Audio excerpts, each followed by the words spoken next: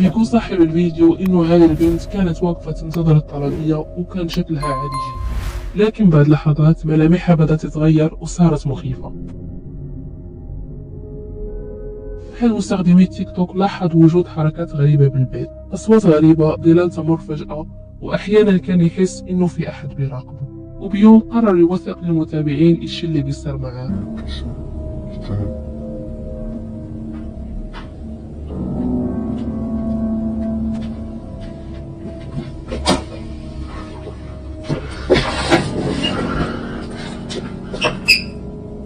الشيء اللي ظهر ما كان واضح إيش هو بالضبط، وما كان قط لأنه هو أصلا عنده قطط بالبيت، وعشان كده قرر يحط كاميرات ويشوف إيش القصة.